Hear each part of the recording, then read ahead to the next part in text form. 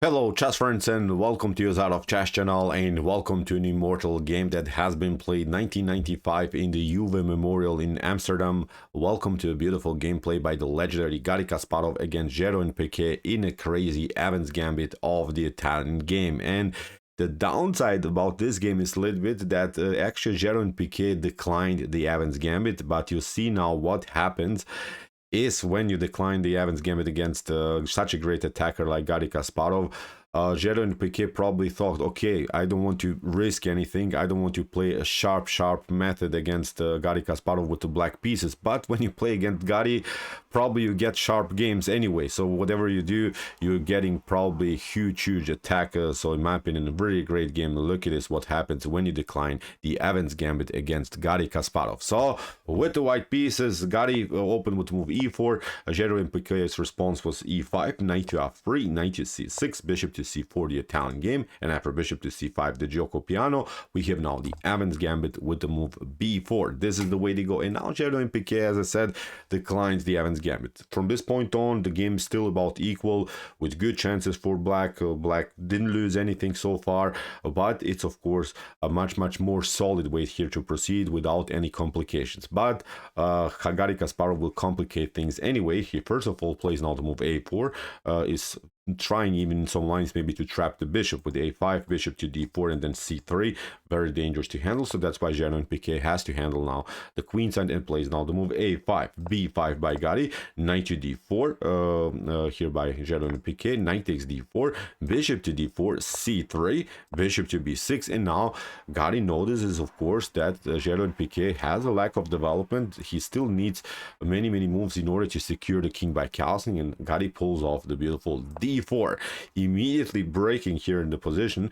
You see the lack of development is bothering somehow black, because the bishop is very active here. This bishop is very active. The knight is of course trying to get into the game. The queen could be included into the attack, so very already unpleasant position to handle for black. Jeroen Piket took, e takes d4. Now Garry Kasparov plays again in sort of a Evans Gambit way. He says, you didn't want to accept the gambit earlier, now I'm going to castle kingside, and if you want to pick up another pawn on c3, we would reach even a similar position like in the Evans Gambit. But again, Jeroen Piket didn't want to risk anything. He didn't want to get into tactical battles, but you get tactics anyway against Garry Kasparov. But let's see now what would have happened if you play, for instance, knight the d takes c3. Then after knight to c3, the game becomes still very complicated, because after queen to h5, look at this, you have to play something like g6, then we retreat. At least we have provoked some weaknesses here with this queen to h5 move. And now if you try to castle fast, then the knight is coming into the game. Look at this, knight to d5, knight to d5, e takes d5.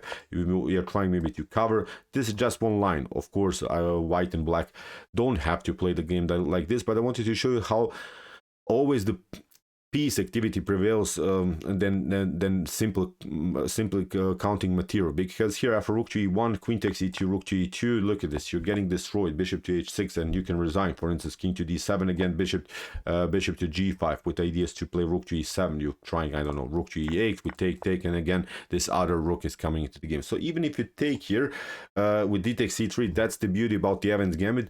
Then you get piece active, you get out with the knight with the tempo, and you look at this already, this bishop very active, knight very active, this bishop very active, queen can come into the game. So very again unpleasant position to handle. But okay, here again, as we said, Jeroen Piket declines to go into Evans Gambit stylish positions. He's trying now knight to e7, but Garry Kasparov plays again aggressive move, bishop to g5. We have h6, and now Garry plays a beautiful move, bishop takes e7. And this move was very surprising for me, giving up the bishop pair in such an early stage of the game here by Garry Kasparov. But he had here really a cool idea in mind, because after queen to e7, he took now c takes d4.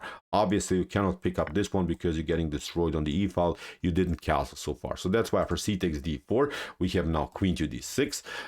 Garry Kasparov is challenged now. He has a weakness on d4, but now again, such a beautiful move here by Garry, knight to c3. And this was, in my opinion, the most spectacular even move, because you have to know your theory probably here, or you have to calculate everything in such a deep way if you want to play something like knight to c3.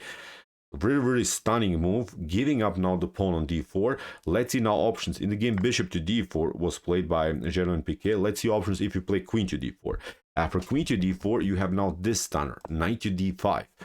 The issue is here, for instance, let's see this option, queen takes c4. If that happens, then we play something like rook to c1. You again trying maybe to trade off the queens, but now you get knight takes c7.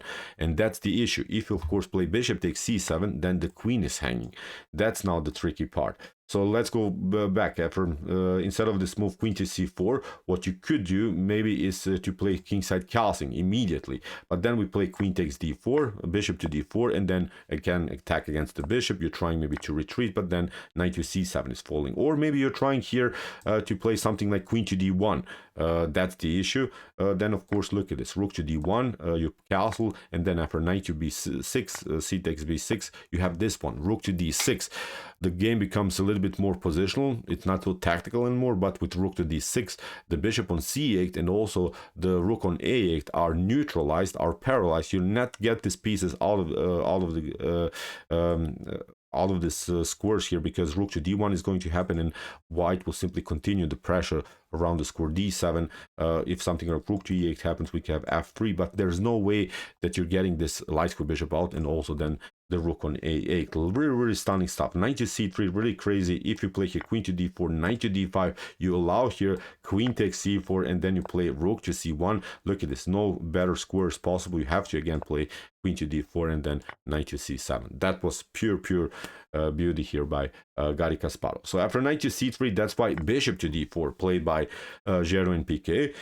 He's saying, okay, I noticed my problems, at least I'll attack now the knight on c3. But you can guess what Garry is doing. He is again playing a beautiful attack, knight to d5. Again with some threats around the square c7, even in some lines b6 could be a possibility. Allows here Jeroen Piket to pick up now the rook, but now Garry has a great attacking flow, really a nice attacking opportunity. After bishop to a1, queen to a1, this one is hanging. And there are now two choices. You can play f6 or kingside castling. Both of them are not so good. You cannot cover with the queen because your c7 is weak. F6 may be a slightly better continuation for black, which unfortunately Jeroen Piket didn't play. If you play f6, but then b6 is coming. Look at this, you're trying something like, I don't know, c takes b6, then queen to d1, you're trying maybe b5, then we deliver a check, we pick up this one, then we go simply further with our queen. You're trying to defend, we pick up this one. Again, the lack of development of the light square bishop and of the rook is now a huge problem. You're trying finally maybe bishop to b7, then rook to d1 is here, I think, completely winning position again here for white. Look at this, all of the pieces lined up here on the d file. I would dare to say game over here for black. After queen to a1, that's why kingside castling by Jeroen Piket, but now e5. Here Garry continues simply the pressure. It's not allowing here the queen to breathe. The issue is, again, look at this, how Garry is setting up many traps against the queen. Like in the previous line, there's simply no good square for the queen. Where should you go? For instance, queen to g6 is not possible. Knight to e7. You cannot go, of course, in front of the bishop because, again, you probably face some tactics. Here in the game, the only good move for black is to play queen to c5. And Garry is still down the exchange, but he's continuing the attacking flow with a beautiful rook to c1. What should you do?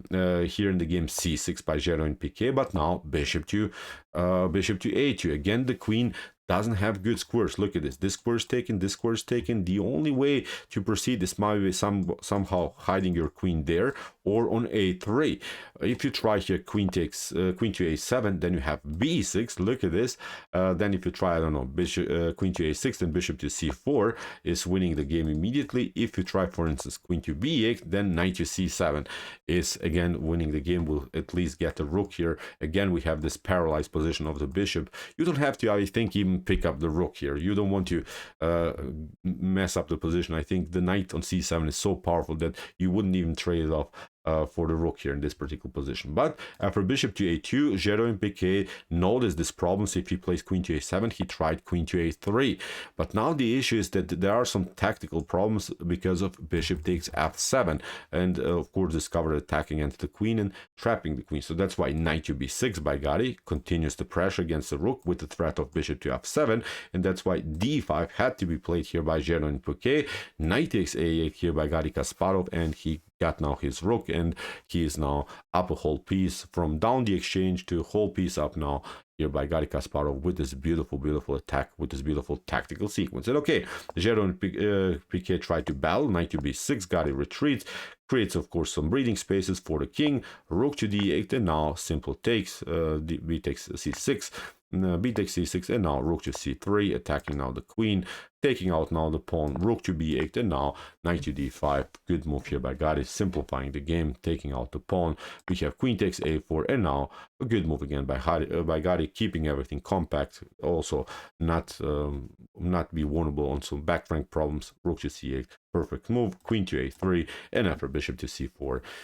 In this position, Jeroen Piket resigned. So obviously the simplification will come if you step back somewhere with the queen. Maybe this pawn will fall. So with up piece, Garry Kasparov is of course winning the game for sure. So a great game by Garry. This is what happens when you decline the Evans Gambit against Garry Kasparov. You saw he continued to play in sort of an Evans Gambit way.